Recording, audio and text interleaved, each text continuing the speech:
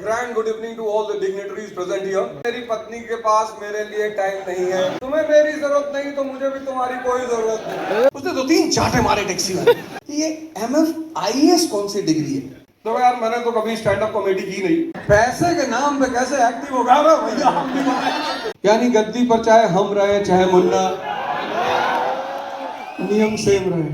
Let will be welcoming Mr. Awadh Oja, who is founder of Oja Classes. पत्थर की चमक है ना नगीने की चमक है, चेहरे पे सीना तान के जीने की चमक है, पुरखों से विरासत में इन्हें कुछ ना मिला, जो दिख रही है खून पसीने की चमक है। एक बार जोरदार तालियां हो जाए अवध ओझा सर के लिए। A grand good evening to all the dignitaries present here. And Jai Hind, my dear friends. देखो भाई, अभिनय सर 2 बातें कह के गए। एक तो उन्होंने कहा भाई मेरी पत्नी के पास मेरे लिए टाइम नहीं है, तो उनका गुस्सा थोड़ा सा वाजिब है। लेकिन मेरी पत्नी के पास या मेरे साथ जो भी आदमी है उसके पास अगर मेरे लिए टाइम नहीं है तो मेरे पास उसके लिए भी टाइम नहीं है।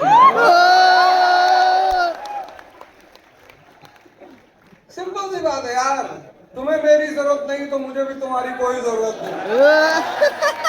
दूसरी बात वो कह के गया कि भाई ओझा सर से पूछ लीजिएगा कि अगर किसी का ब्रेकअप हो जाए, ब्रेकअप मरे हुए लोगों का होता है, जिंदा लोगों का ब्रेकअप नहीं होता। मेरा आज तक नहीं हुआ और अगर तुम्हारा हो रहा है, मैं एग्जांपल देता हूं उसका। भाई रावण ताकतवर था कि नहीं था? वो मर गया, उसकी बीवी ने विभीषण से शादी कर ली, ब्रेकअप हुआ कि नहीं हुआ? बाली के बारे में कहा जाता था कि जिसको भी वो सामने पड़ता था उसकी आधी शक्ति खींच लेता था। बाली सुना है ना? तो बाली के बारे में कहा जाता था कि जो भी उसका दुश्मन होता था उसकी वो आधी शक्ति खींच लेता था।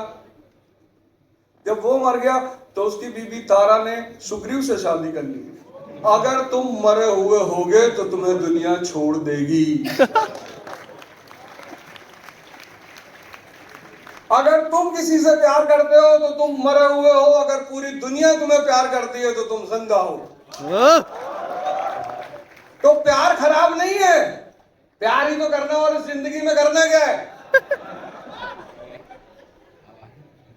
लेकिन बस ये डिस्टिंग्विश करना है कि जिंदा होके प्यार कर रहे हो कि मर के प्यार कर रहे हो। बहुत सारे लोग आते हैं काउंसलिंग के, मुझसे होते sir my girlfriend is not talking to me. मैंने कहा मेरी वाली से कर ले। कितनी एज है तेरी? बोले 17। उसकी वजह क्या है? आप एजुकेशन को गलत ढंग से पढ़ते हो। ये जो आपकी जिंदगी में समस्याएं हैं उसकी सबसे बड़ी वजह, the most powerful weapon in this world is education. Example doctor APJ कलाम, उनके फादर के पास फीस जमा करने को पैसे नहीं थे। उनके टीचर थे सुब्रमण्यम साहब, उनके घर जाते हैं, उनसे कहते हैं कि आपका बच्चा स्कूल नहीं आ रहा है। तो बोले साहब हमारे पास फीस नहीं है साहब। बोले हम जमा करेंगे। And that man from a paper vendor became the president of India.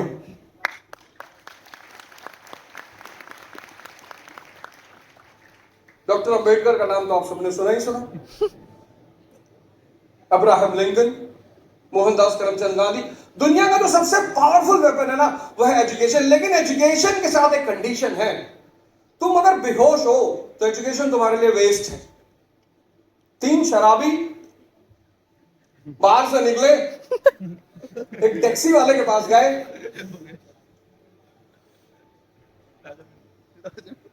Vinod चल चल के बोल रहा था ना।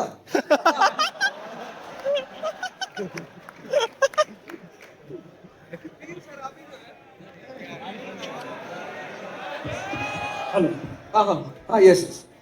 3 शराबी जो है वो एक टैक्सी वाले के पास पहुंचे और बोले भाई फला फला जगह छोड़ दे। टैक्सी वाले ने गाड़ी स्टार्ट की, तीनों को बिठाया और फिर गाड़ी बंद कर दी। बोले जहां आपने कहा था वो जगह आ गई। एक उतरा, उसने पैसा दिया। दूसरा उतरा, उसने थैंक यू बोला। तीसरा जब उतरा उसने 2-3 चाटे मारे टैक्सी वाले। कहा धीरे चलाया कर, आज तो मरवा ही दिया होता। अगर बेहोश हो तो कहीं नहीं पहुंचोगे। ये जो कॉन्सेप्ट है री इमेजिन एजुकेशन का, एजुकेशन सीड है, वो बीज है, सीड। अगर उस सीड को कायदे से नर्चर किया जाए तो एजुकेशन से एक स्प्राउट पैदा होता है। स्प्राउट, उसका नाम है नॉलेज। और अगर उस स्प्राउट को मैनेज किया जाए तो उससे एक पेड़ पैदा होता है, और उस पेड़ का नाम है wisdom. Education without wisdom is a waste. अगर आपकी एजुकेशन आपके अंदर विजडम नहीं पैदा कर पा रही है, आप कहोगे एग्जाम्पल, विजडम। एक साहब लड़की देखने गए, तो लड़की से उन्होंने पूछा कि भाई कितने बड़ी हो? लड़की ने कहा MF-IAS। बोली MF-IAS? तो लड़के ने ये सोच के कुछ नहीं पूछा कि अगर लड़की को ये पता चल गया कि यार इसको यही नहीं पता MF-IAS क्या है, तो मामला तो यहां बिगड़ जाएगा। उसने पूछा ही नहीं, शादी हो गई, हनीमून मनाए, घूम टहलाए। फिर एक दिन लड़के ने लड़की से पूछा कि ये MF-IAS कौन सी डिग्री है? तो लड़की बोली matric fail in all subjects.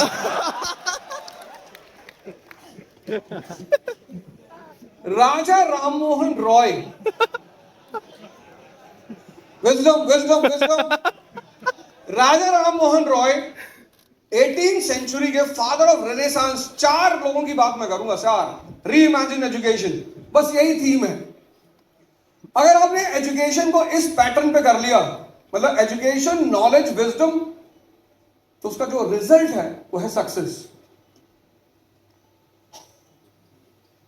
18th century India, Bharat गुलाम, अंग्रेजों का शासन, मार रहे हैं दौड़ा दौड़ा के लोगों को, हमें छोड़ के। हमने एक बात हमारे पिताजी ने सिखाई कि देख बेटा, अगर इस संसार में जीना है तो बाकी सब ड्रामा है, सिर्फ एक शब्द सत्य है, और उस शब्द का नाम है पावर। उसी पावर से पैदा होता है भौकाल।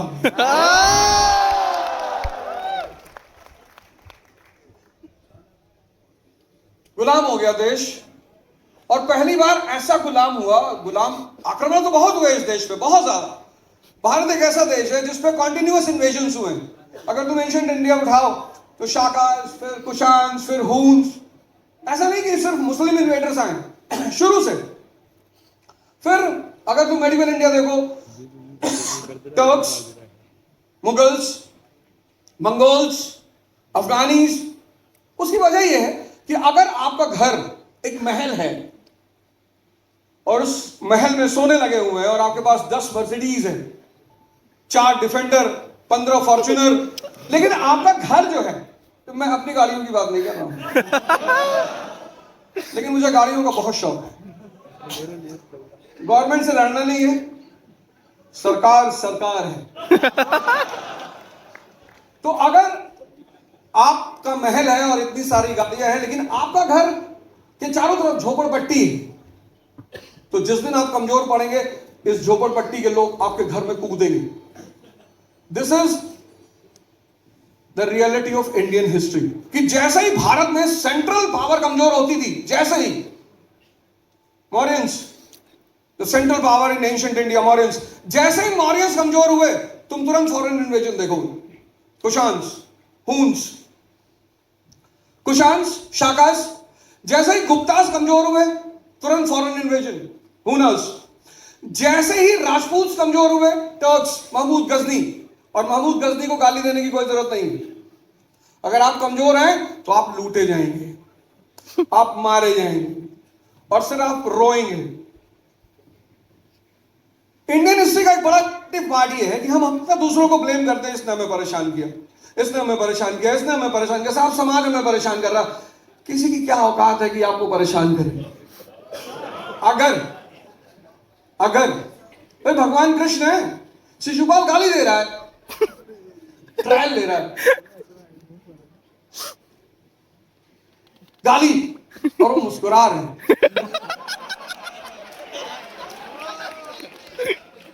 100 पर रिमाइंड भी करा रहे, रिमाइंड कि भाई तेरी जीबी खत्म, तू लिमिट से बाहर जा रहा है। और जब 100 क्रॉस हुआ पिस्टल निकाली, 4 गोली मारी उसको। जब जब आप कमजोर होगे तो ये लोग आपके घर में कूदेंगे। अगर आपका घर महल है और आपके अगल बगल झोपड़पट्टी है, और मैंने कहा मुगल कमजोर हुए, अफगानीज अंदर आए। अब जब 18वीं सेंचुरी में हम गुलाम बने तो लोगों को समझ में नहीं आ रहा था कि यार हो गया रहा है, रूलर दिखाई नहीं पड़ रहा था। भाई बंगाल की गद्दी पे कौन है? बंगाली, फिर भी लोग परेशान है, विदेशी दिखाई ही नहीं पड़ रहे। तो उस प्रेजेंट टाइम में एक आदमी बाहर निकल कर आता है और वो एक कॉन्सेप्ट देता है कि हम बैकवर्ड हो गए हैं, बैकवर्डनेस की वजह से हम वीक हो गए हैं, और बैकवर्डनेस और वीकनेस की वजह से हम गुलाम हो गए। तो लोगों ने कहा फिर अब क्या करना चाहिए? तो 1828 में वो आदमी एक सोसाइटी क्रिएट करता है। उस सोसाइटी का नाम है ब्रह्मो समाज। और उस सोसाइटी जो ब्रह्मो समाज, उसका ऑब्जेक्टिव है क्या? Rational education. ये है री इमेजिन एजुकेशन का कॉन्सेप्ट। आप सारे लोग चाहते होगे, आप सबका ड्रीम होगा कि यार अमेरिका में पढ़ने, यार यूनाइटेड स्टेट्स ऑफ अमेरिका, मैं साउथ अमेरिका की बात नहीं कर रहा हूं। वेनेजुएला की हालत बहुत खराब है, उसके प्रेसिडेंट को हमारे इस तरह से लोगों को नहीं उठा पाते जिस तरह से वेनेजुएला के प्रेसिडेंट को अमेरिका ने उठाया है। आप में से ज्यादा लोगों का ड्रीम होगा कि हायर स्टडीज के लिए अमेरिका चले जाए, ज्यादा बड़ी स्टडीज के लिए, हायर स्टडीज के लिए जर्मनी चले जाए, ब्रिटेन चले जाए। आप में से कितने सारे लोग हायर स्टडीज के लिए अफगानिस्तान जाना चाहते हो? हो सकता है, बड़े सारे एडवेंचरस लोग होते हैं। एडवेंचर जिंदगी में बहुत प्यारी चीज है। मेरा एक दोस्त था 12th में, दिल्ली आया। हमारे लिए दिल्ली आना 1990 में बहुत बड़ी बात थी कि भाई दिल्ली आ रहे हैं। तो आया तो वो दिल्ली की कहानी सुनाने लगा, ये है दिल्ली में, ये है, वैसा है, वहां पे कनॉट प्लेस है, बड़ी प्यारी जगह है, और इतनी शानदार और खूबसूरत सारी लड़कियां पढ़ लेती हैं। मैंने कहा भाई दिल्ली जाना है, किसी भी कीमत पे कुछ भी हो जाए, दिल्ली तो जाना है। अब ये हुआ कि घर वाले कैसे भेजेंगे यार, दिल्ली तो भेजेंगे नहीं। तो उस वक्त हमारे समय बड़ा क्रेज होता था पीएमटी का और इंजीनियरिंग का और इन सब चीजों का, आज भी है, उस वक्त बहुत ज्यादा था। तो हमने अपने घर पे कहा कि भाई दिल्ली जाना है और वहां पे कोचिंग है, कोचिंग में सेमिनार करने जाना है। तो मेरी माँ ने मेरी तरफ बड़ी गौर से देखा, बोले तू मेरा पढ़ाई में कभी इंटरेस्ट नहीं था, क्योंकि मेरे पिताजी कहते थे पढ़ोगे तो बाबू हो जाओगे। इंडिया में एजुकेशन सिस्टम ही ऐसी है। आज हम क्यों री इमेजिन एजुकेशन की बात कर रहे हैं? जापान 1857 में गुलाम और 1910 में world power because of education. अभी मैंने आपसे कहा कौन अफगानिस्तान पढ़ने जाना चाहता, आप में से किसी ने हाथ नहीं उठाया। जितनी भी कंट्रियां जिनकी एजुकेशन सिस्टम बहुत अच्छी, वो पावर है, वो सुपर पावर है। चाइना हमारे साथ पैदा हुआ, चाइना 1949, 2 साल बाद, हम बड़े हैं उससे 2 साल।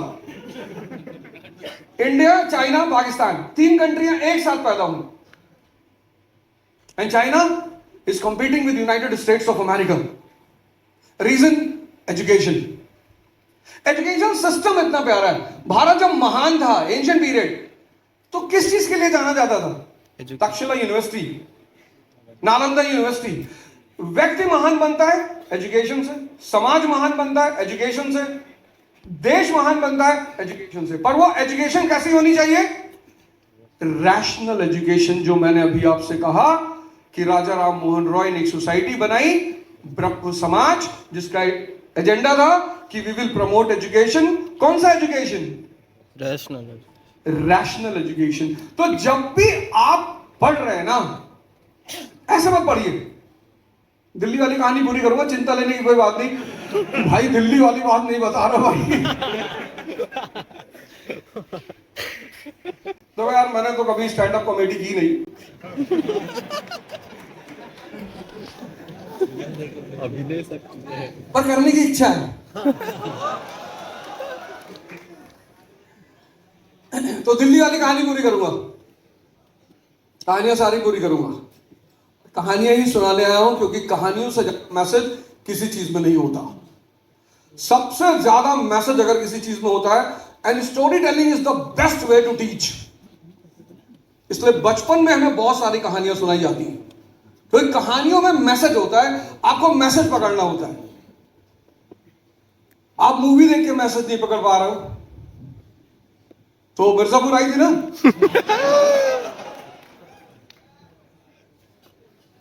तो गुड्डू भैया की तरह नहीं जीना है कि लाला हमको खुद ही नहीं पता कि हम कब क्या करेंगे, बेवकूफ हो तुम। और मुन्ना भैया की तरह नहीं जीना है, तमन्ना है, टैलेंट है नहीं। पापा एक बार आप हमको मिर्जापुर को देके तो देखो, आप बहुत प्राउड फील करोगे, तुम खत्म हो।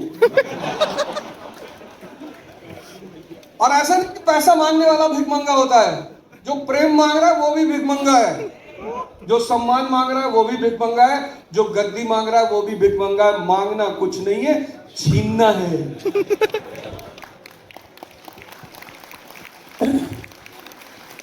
पापा एक बार आप हमें मिर्जापुर दे दो पापा, आप बहुत प्राउड फील करोगे।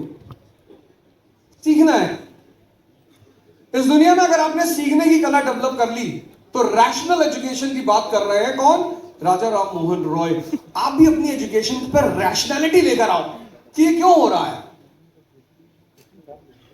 जो भी चीजें घट रही है ना, उसके पीछे एक हिडन रीजन है, एक कारण है। ऐसे नहीं हो रही हैं।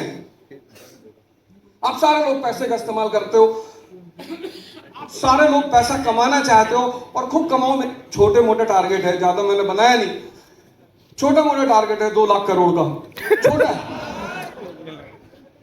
पूरा हो जाएगा।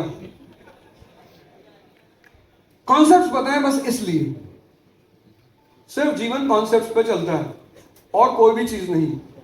आपके अब अगर आपसे मैं पूछूं कि दुनिया में करेंसी सिस्टम क्यों पैदा हुआ, तो there is a rare possibility कि आप में से कोई बता सके, क्योंकि आपने आज तक पढ़ाई शायद रैशनल स्टैंडर्ड पर नहीं की। क्यों? क्योंकि आपने कहानियां तो आप सुनते रहे। तो मैं दिल्ली आया, मेरे पिताजी बहुत महान आदमी, उन्होंने आज तक मुझे कभी मारा नहीं, और आज जो भी मैं हूं उसमें 98% कॉन्ट्रीब्यूशन मेरे पिताजी का है, 1% मेरे टीचर्स का है, और 1% मेरी वाइफ का है, जो मुझसे सवाल नहीं करती।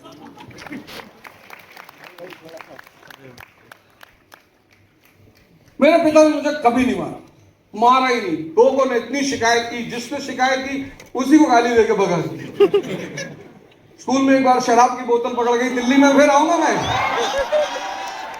दिल्ली वाले मुझे पे आऊंगा, कहानी पूरी नहीं हुई। स्कूल में शराब की बोतल पकड़ गई, प्रिंसिपल ने मुझे बुलाया, मिस्टर ओझा। मैंने कहा sir, you bring liquor in the school? मैंने कहा नो सर। और you idiot, you come out.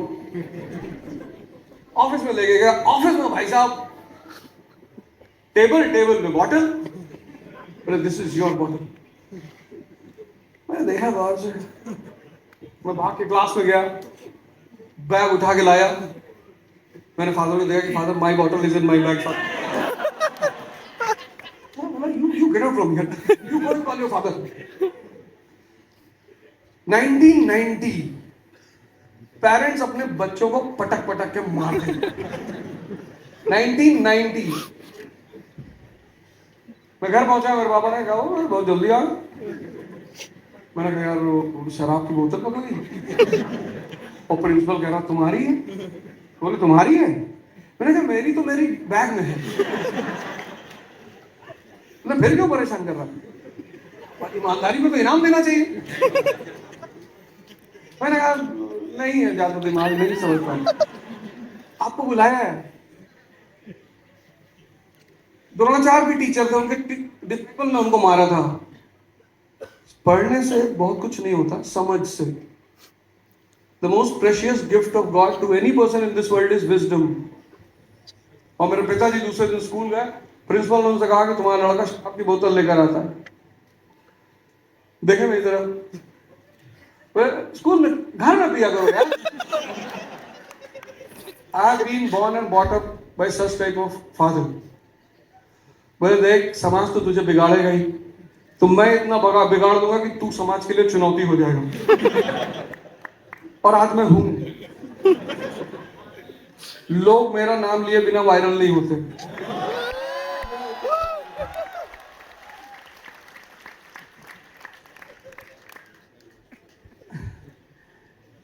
तो साहब, पहली जो चीज है ना, रीइमेजिन एजुकेशन का जो पहला पिलर है जिस पर आज से आप ध्यान देंगे, वो है रैशनैलिटी इन एजुकेशन। जो भी पढ़ना है उसको जानना है। जैसे मैंने क्वेश्चन किया, कौन ट्राई करेगा? 5,000 रुपए का सवाल है, दे के जाएंगे कैश में।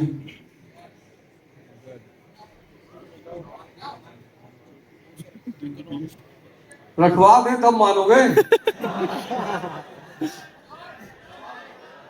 भाई माइक का है, माइक दो भाई, किसी को दो। हो सकता है किसी की किस्मत में आज पार्टी करना लिखा हो। माइक दो भाई, माइक। देखो यार, 5,000 जेब में से एक ही आदमी से आंसर दूंगा। मैं अपने ड्रेस परमानेंट पहनता हूँ, डेली बदलता नहीं हूँ। मैं पैसे बहुत कम खर्चा करता हूँ। मुझे किसी को दिखाना थोड़ी है, मुझे लोगों को सताना है। हाँ भाई, कौन जवाब दे रहा है? Sir, the question you asked is like currency system क्यों आया है? सर, तो बार्टर सिस्टम को एरेडिकेट करने के लिए करेंसी सिस्टम का इन्वेंशन हुआ था। अबे नहीं यार। कहाँ से पढ़े हो? Sir, schooling. सर नोएडा। अच्छा, नोएडा आ रहा है। तो भाई किसी और को एक। Thank you sir. कोई बात ट्राई करिए कोई बात।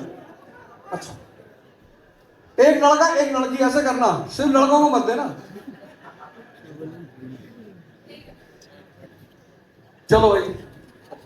सर, जब पहले के टाइम पे गोल्ड कॉइन्स इस सब में होता था तो वो रिक्स हो जा रहा था। क्या हो जा रहा था? रिक्स हो जा रहा था, कैरी रिस्क। हाँ। तो पेपर जब आया तो इजी हो गया। पेपर? अरे मार के लटका देंगे तुमको। पेपर?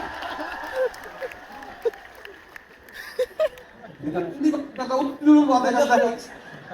कोई बात नहीं, वेरी गुड, अच्छा ट्राई, बुरा मत मानना।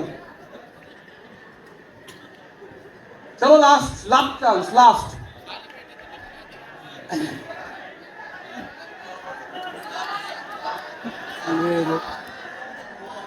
चलो दे दो यार, किसी को भी दे दो। पैसे के नाम पे कैसे एक्टिव होगा भैया? हम भी बनाएंगे। Yes please. सर, पहले के टाइम पे लोगों को डबल कोइंसिडेंस ऑफ फंड्स रहता था, यानी कोई चीज लेने के लिए अपना कुछ देना होता था। तो एक अच्छा,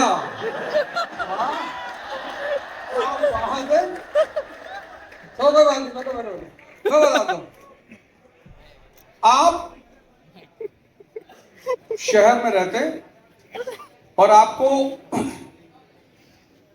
एप्पल के 10 लैपटॉप खरीदने, तो आप एक ट्रक गेहूं लेके एप्पल के शोरूम पे जाओगे?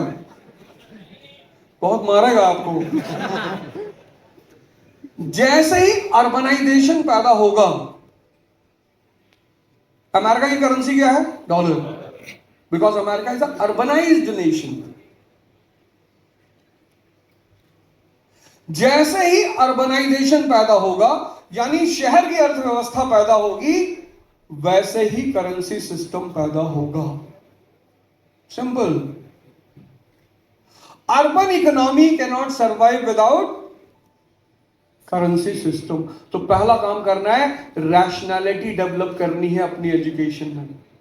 दूसरा काम, बेसिक्स।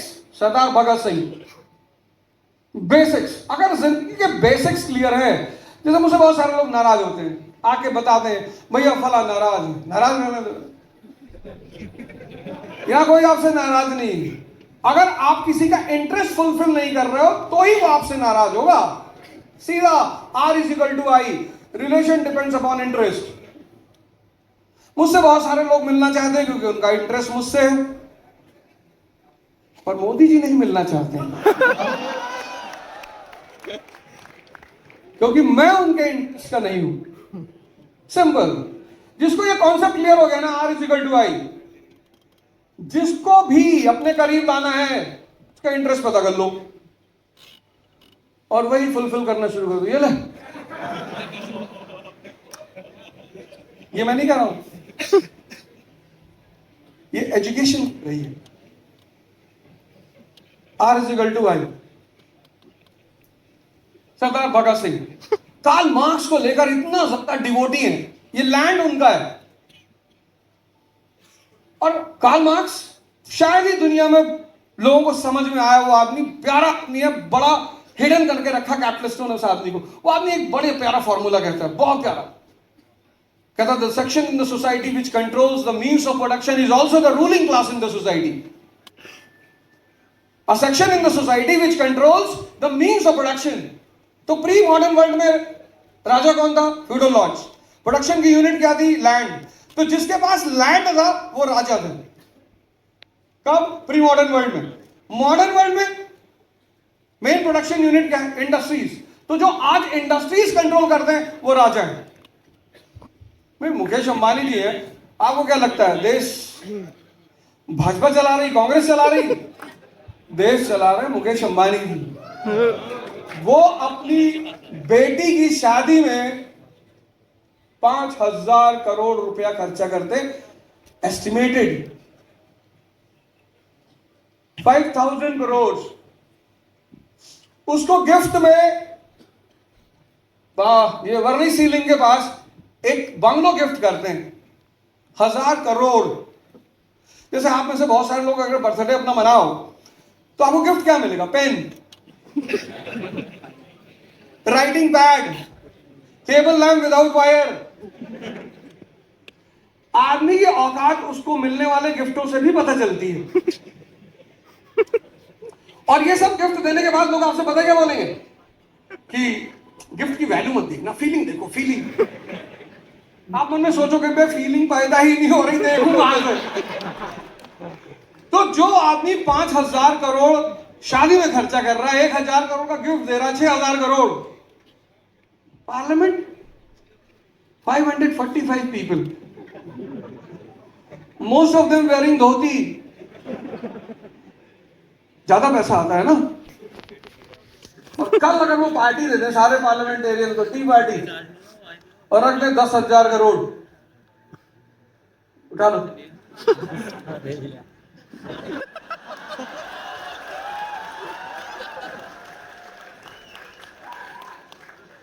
अगले हफ्ते में गवर्नमेंट गिर जाएगी।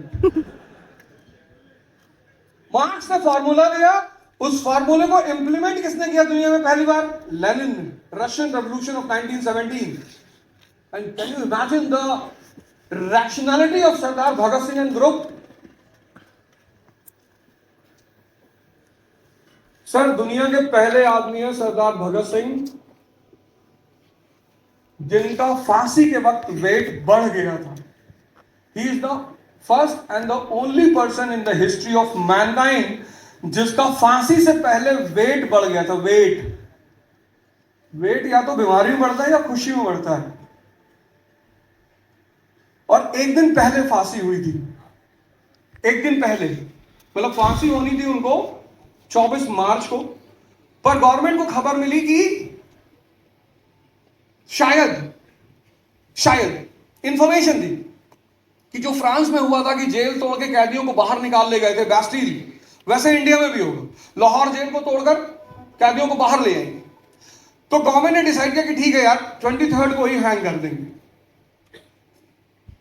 होनी थी 24 को, और 22 की इवनिंग में उन्हें इन्फॉर्म किया गया। और सुबह 4 बजे जब बारकर पहुंचा, जेलर था, तो तैयार थे, नहा धो के रेडी।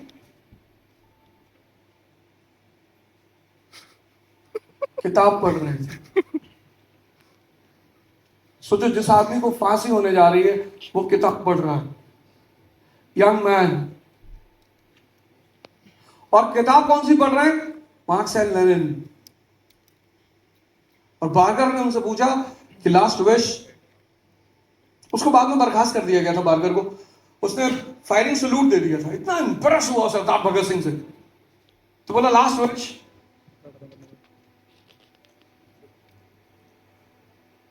पुलिस किताब के 15 पेजेस बचे हुए हैं, उनको पढ़ लेने दो।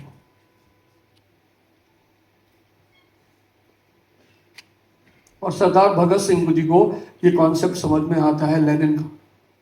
और 1924 HRA, हिंदुस्तान रिपब्लिकन आर्मी, इस देश के जो किसान हैं, इस देश के जो मजदूर हैं, उनके कब्जे में होना चाहिए production unit, and they will become the king. तो पहली चीज है रैशनैलिटी, दूसरी चीज है understanding of the subjects, reimagine education. अगर आपको सब्जेक्ट समझ में आता है तभी मजा आएगा। तब इन्होंने कहा ना कि एजुकेशन, पढ़ाई में मजा आना चाहिए, बिल्कुल एकदम सही बात। एक लड़का आया मेरे पास, बोला सर IAS की तैयारी में कितने घंटे पढ़ना चाहिए? मैंने कहा तेरी गर्लफ्रेंड है? कहा नहीं है। हमने कहा नहीं बताएंगे। मैनेजमेंट के पास गया। मैनेजमेंट में हमारे जो सर थे, रविंद्रन सर, अब तो रहे नहीं, बहुत मतलब दुनिया में मुझे 2-4 ग्रेट लोग मिले, उनमें से एक वो भी थे। जाके बताया कि sir my father has sent me here to study and I am not here to make a girlfriend and ऊजा was saying to have a girlfriend. उन्होंने एक स्लिप भिजवाई मुझे क्लास में। मैं समझ गया कुछ कांड हो गया। मैं गया, बोले ऊजा why you do all these things? मैंने क्या हुआ sir? You are asking him to have a girlfriend? अरे मैंने कहा नहीं सर, ये है नहीं sir. No sir, he was saying sir. तो करोल बाग जो जगह है दिल्ली में, करोल बाग में बाजीराम तो है ही है, पीछे गंगाराम भी है, हॉस्पिटल है, और उसके ठीक पीछे एक मेंटल हॉस्पिटल भी है कि पढ़ते पढ़ते पागल हो गए तो यही एडमिट करा देंगे। और इन तीनों चीजों के बगल में एक तालकटोरा स्टेडियम है, बुद्धा पार्क। वहां प्लेयर्स आके सुबह 8 बजे से बैठते हैं रात 8 बजे तक। वहां वो नहीं पूछते कि कितने घंटे बैठना चाहिए। क्यों? क्योंकि मजा आ रहा है। जहां तुम्हें मजा आता है वहां तुम टाइम नहीं पूछते।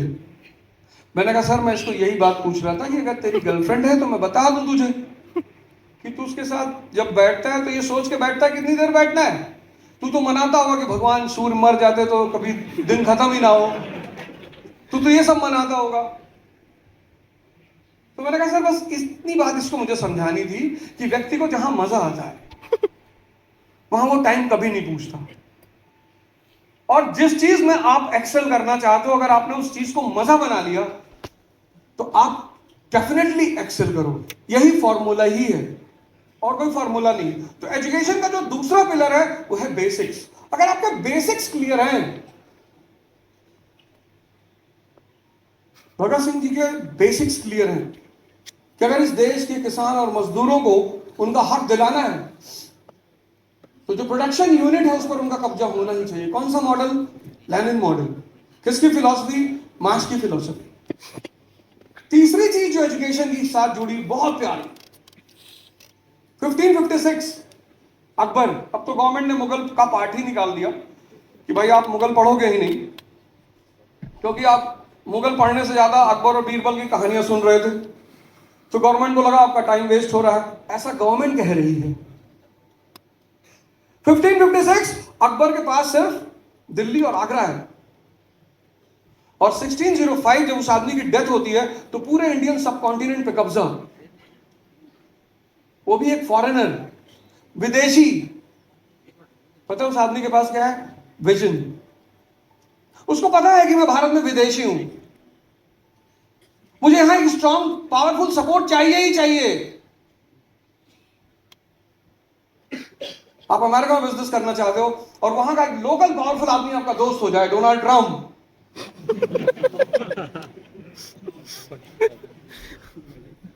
और कोई नाम इमीडिएटली याद नहीं आ रहा था। विजन। उस वक्त इमर्जिंग जो रिलीजन था वो था सिखिज्म, और सबसे ज्यादा खतरा था पंजाब के रास्ते से, क्योंकि जो भी फॉरेन इन्वेजन होता था वो पंजाब के रास्ते से होता था। भारत में जब भी फॉरेन इन्वेजन हुआ प्री मॉडर्न इंडिया में, पंजाब के रास्ते हुआ, और उस वक्त इमर्जिंग रिलीजन था सिखिज्म। और उस आदमी ने गुरु रामदास जी को, जिसको आज आप गोल्डन टेम्पल कहते हो, उसके लिए जमीन दी। Attachment of interest.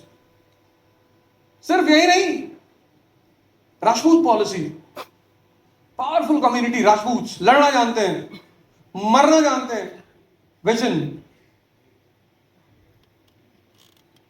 तो रैशनैलिटी, बेसिक्स, विजन।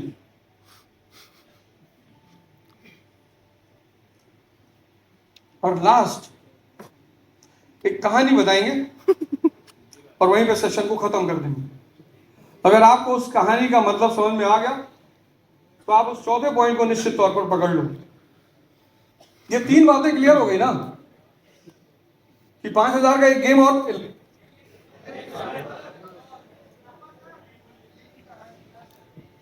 तो पहला पिलर क्या होना चाहिए री इमेजिन एजुकेशन का? रैशनैलिटी। कोशिश करो जानने की भाई कि ये क्यों है। दूसरा बेसिक्स। अभी आईएएस का इंटरव्यू चल रहा है तो हम जो इंस्टीट्यूट वाले होते हैं वो बोर्ड बनाते हैं, मॉक इंटरव्यूज लेते हैं। तो मैंने कहा यार सूर्य को भगवान कहा गया बहुत सारी कल्चर्स में, चंद्रमा को क्यों नहीं? चंद्रमा को इतनी वैल्यू क्यों नहीं मिलती?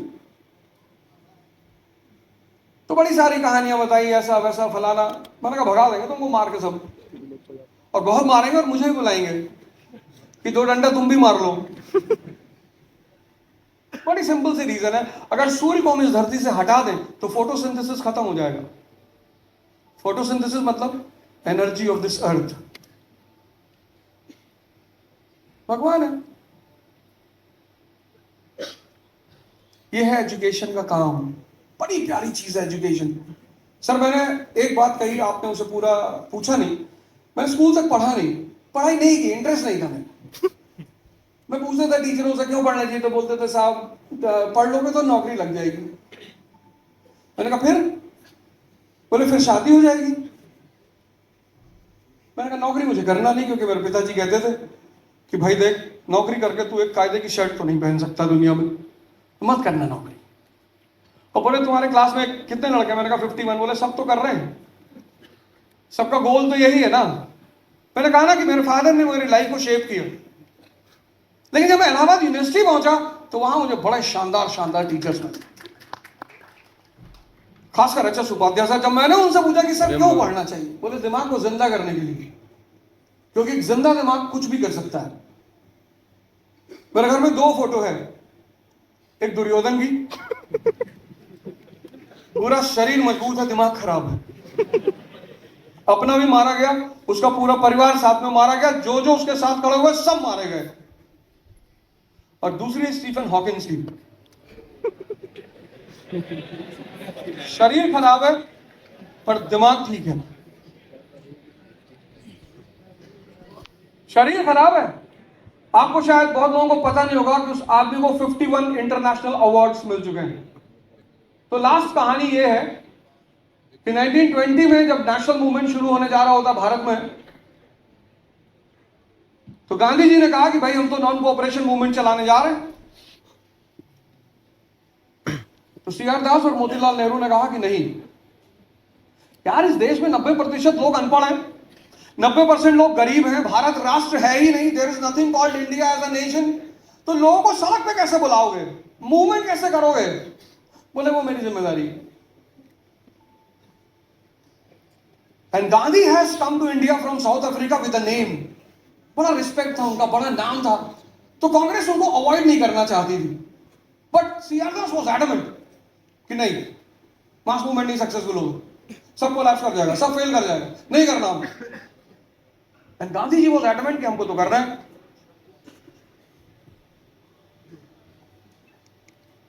तो सीआर दास जी से मोतीलाल नेहरू ने कहा कि देख यार, बड़ी सिंपल सा खेल है, हम इन्हें मौका देते हैं, let him go and do non cooperation movement, कोई बात नहीं। अगर ये आदमी सक्सेसफुल हो गया तो कांग्रेस एलिवेट हो जाएगी, अगर ये आदमी फेल कर गया तो हम इससे फ्री हो जाएंगे, ये दोबारा लौट कर नहीं आएगा। सीआर दास ने कहा ठीक है करो। तो नागपुर में सेशन हुआ 1920 का। 5,000 रुपए का सवाल पूछूंगा, गौर से सुन लेना कहानी। 1920 में नागपुर सेशन हुआ और वहां पे सीआर दास ने कहा कि बाबा कैसे बुलाओगे लोगों को बाहर? बोले हम बुला लेंगे, तुम टेंशन मत लो। और हजारों लोग आएंगे सड़क पर। अरे बोले कुछ हिंट तो दे दो। बोले hint, Akali movement in Punjab 1920, Punjab में एक मूवमेंट चल रहा था, अकाली मूवमेंट। तो बोले अकाली मूवमेंट इन पंजाब, तब तो लोग पंजाब में ही बाहर आएंगे, बाकी देश में? बोले हिंट है, हिंट ही तो मांगे थे। तो सीआर दास ने कहा मोतीलाल नेहरू से कि आदमी क्या करना चाहता है? बोले कुछ नहीं करना चाहता, ये हमें बेवकूफ बना रहा है। लेकिन उस कहानी में, उस प्रपोजल में एक बहुत बड़ा कॉन्सेप्ट छुपा हुआ है। कौन सा? बोला नॉन कोऑपरेशन मूवमेंट पूरे इंडिया में चलाना है और अकाली मूवमेंट इन पंजाब को आप सपोर्ट करोगे। उसका मतलब क्या हुआ?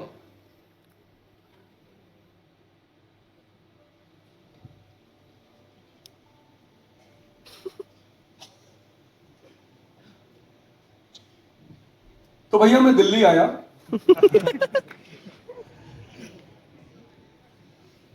जुगाड़ से मेरे पिताजी ने कहा क्या करने यार? मैं कहा कोचिंग सेमिनार। जाओ जाओ। उन्होंने मुझे इन सब चीजों के लिए मना नहीं किया। मैं जब आईएएस की तैयारी करने गया तो मुस्कुराए मुझे देख के। और हर आदमी को आईएएस की तैयारी करनी चाहिए, हर आदमी को, हर आदमी को आईएएस एक बार इंडिया में यूपीएससी की तैयारी करनी ही चाहिए। अब तो 7-8 हजार रुपए का कोर्सेज मिल रहा है, अब तो महंगा भी नहीं, अब तो आप ऑनलाइन भी कर सकते हो।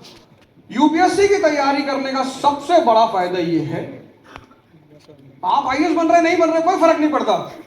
ये जो हमारे रोहित सर यहां बैठे हुए हैं, इनसे पूछो कि जो एप्लीकेशन ऑफ नॉलेज है ना, वो शायद इनको यूपीएससी की प्रिपरेशन ने ही सिखाया होगा। देखो तुम्हारे सामने इतना बड़ा एग्जाम्पल बैठा हुआ है, 21 रैंक इन आईएएस, बड़ी बात है यार। 10 लाख तो प्रीलिम्स देते हैं। पहली बात, प्रीलिम्स का दरवाजा खोलना ही मुश्किल होता है। एप्लीकेशन ऑफ नॉलेज, कि नॉलेज को जीवन में लगाना कैसे। भाई तुम्हारी फाइल पड़ी है म्युनिसिपल कॉर्पोरेशन ऑफ दिल्ली के क्लर्क के पास, वो दस्तखत ही नहीं करता, तुम जब जाते हो बैठा ही रहता है, और तुमने न्यूटन का पहला लॉ लगा दिया, a body at rest will be at rest until and unless external force is applied।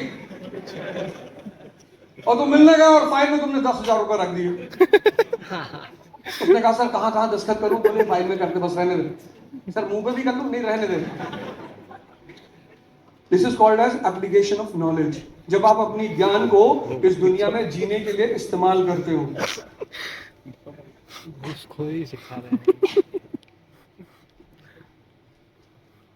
करनी एकदम करनी चाहिए एप्लीकेशन को, क्योंकि पूरी यूपीएससी की प्रिपरेशन सिर्फ एक चीज सिखाती है कि भाई, सिर्फ एक चीज, डीएम से क्या लेना देना। डीएम कोई नॉलेजेबल आदमी होना, ऐसा नहीं कि डीएम को पीएचडी होना चाहिए। दिल्ली में दंगा हो गया, अब आईपीएस जो है वो लाइब्रेरी भागेगा कि जाके ढूंढे कि किताब में दंगे के समय क्या करना है, तब तक दिल्ली खत्म हो जाएगा। वो जो उसका प्रैग्मेटिक डिसीजन होगा, decision on the spot decision, वो एप्लीकेशन ऑफ नॉलेज ही सिखाती है। नॉलेज होना, पढ़ना, लिखना और उसे अप्लाई करना। तो मैं दिल्ली आया सेमिनार के लिए, सेमिनार वमिनार तो कहीं था नहीं, मैं 2 दिन सीपी में टहलता रहा, कहीं कुछ बात ही नहीं थी। लौट के गए तो उस लड़के ने पूछा और मजा आया दिल्ली में? मैंने कहा बहुत मजा आया, तू तो यार झूठी बातें बोलता है, आधी कहानी सुनाई थी तूने। बोला क्या हुआ? मैंने कहा तू कह रहा था यार वहां लड़के हाथ पकड़ लेती सीपी में। बोला हाँ। मैंने कहा एक तो आके मुझे लिपट ही गई एकदम से। लोग तुमको इतनी कहानियां सुनाए, तुम उनको इतनी सुनाओ, ब्याज दो लोगों को, खाली हाथ किसी को मत जाने दो।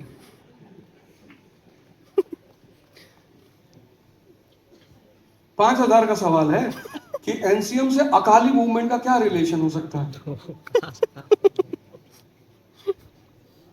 तो 4 बातें मैं आपको बता के जा रहा हूं,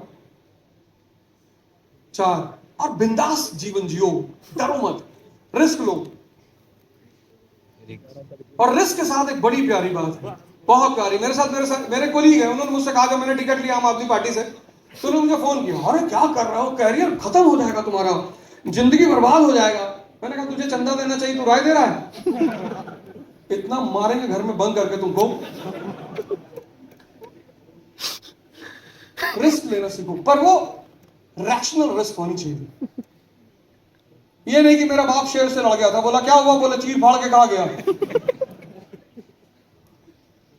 रिस्क लो, रिस्क। मैं कुछ नहीं पता था, हमने आईएएस की तैयारी की, उसने मुझे बेनिफिट किया।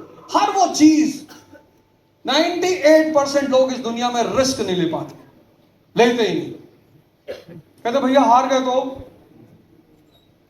बेइज्जती हो जाएगी, और 3 लोगों की इज्जत नहीं होती, एक स्टूडेंट, एक भिखारी और सन्यासी।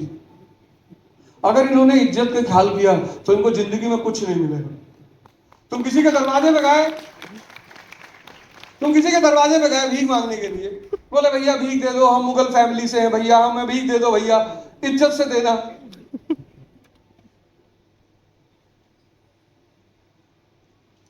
बिंदास। संघर्ष एक समय ऐसा होता है ना, जब तुम्हारा जो स्ट्रगल है उसमें मजा आने लगता है। संघर्ष जीवन में कभी खत्म नहीं होगा, कभी। It's a never ending game.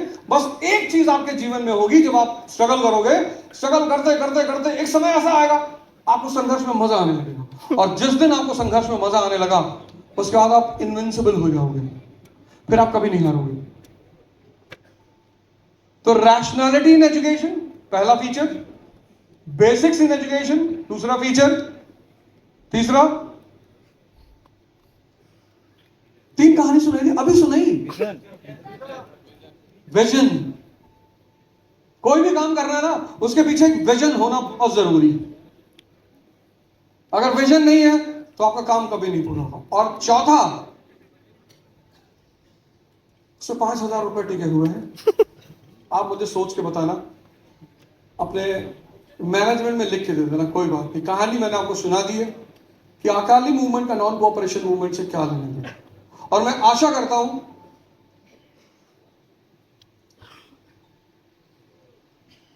कि आप सब, अरे इतना सीरियस होने की जरूरत नहीं है यार, तुम तो खो गए उस क्वेश्चन के आंसर में। हाँ भाई कुछ बता रहे थे, चलो बता दो, अच्छा बता दो, नहीं तो कहोगे 5,000 रुपए बचा के चले गए। चलो बताओ।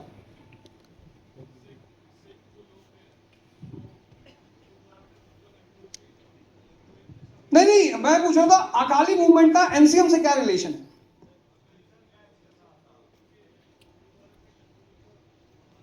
ChatGPT। अकाली मूवमेंट सिख को उनके गुरुद्वारा पे कंट्रोल दे रहा था, तो उनका, और नॉन कोऑपरेशन मूवमेंट में जब ब्रिटिशर्स के अगेंस्ट बोल रहे थे तो उनके पास भी एक रीजन था कि वो ब्रिटिशर्स के अगेंस्ट है। चौथा शब्द है कॉन्सेप्ट्स।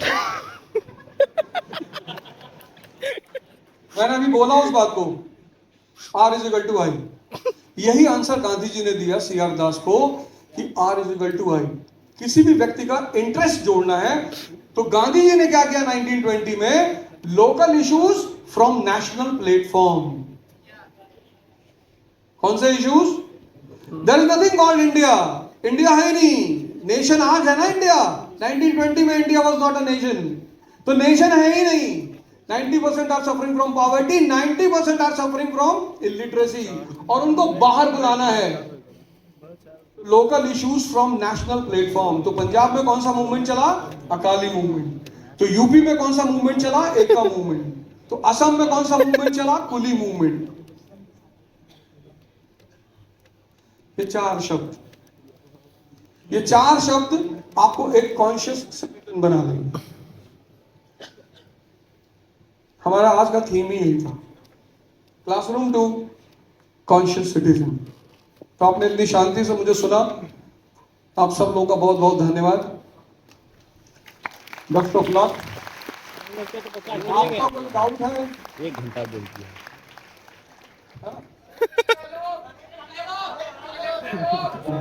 जो डर गया मैं समझो मर गया।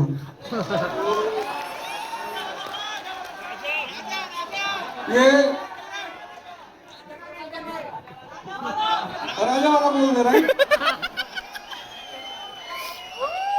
पता है, ये प्रोग्राम ही मैं शुरू करने जा रहा हूं।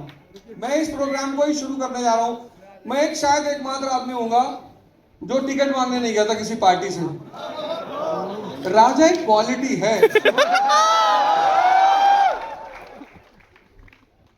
मुझे पार्टी ने बुला के टिकट दिया था भैया लड़।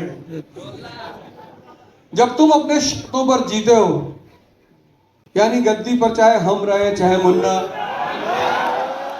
नियम सेम रहे। थोड़ी और स्पीड लगाओ यार।